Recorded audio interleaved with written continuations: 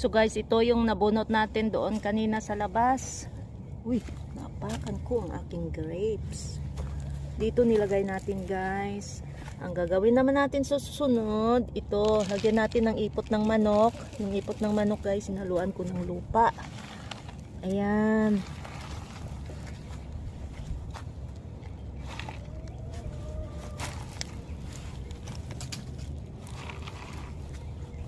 Ganito lang kasimple guys ang pagtanim ng bawang. Super dali lang talaga, pero ewan ko ba bakit sa Palawan wala akong nakitang nagtatanim ng bawang.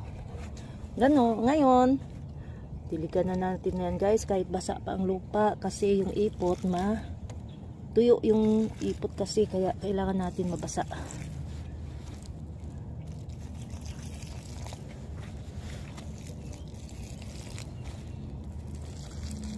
Ito, mga bawang yan last year na tinanim ko guys. Hindi na umusbong kasi winter pa. Pero sana uusbong yan ngayon.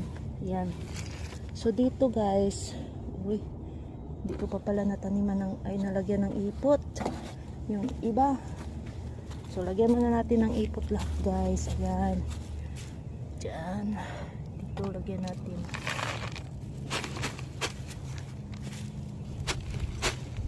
Kaya guys, napakahalaga na saan ka man mapunta, kailangan mayroon kang manok. Kasi manok hindi lang para pagkain. Maliban sa itlog nila, napapakinabangan din ang kanilang ipot. Meron pa.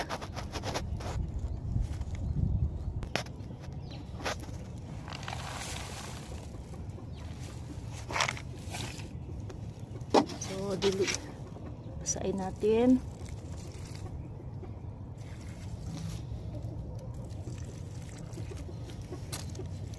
Hanggang doon yan guys, doon.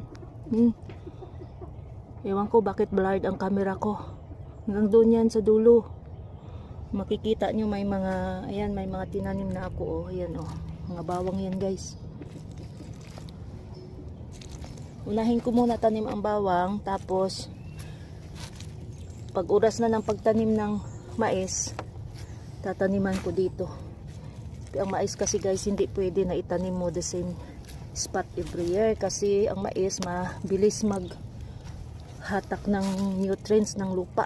Kaya kailangan every year iba-iba yung plants na itanim mo, tulad ng pagkatapos ng mais, magtanim ka ng munggo or beans or squash, ganun guys.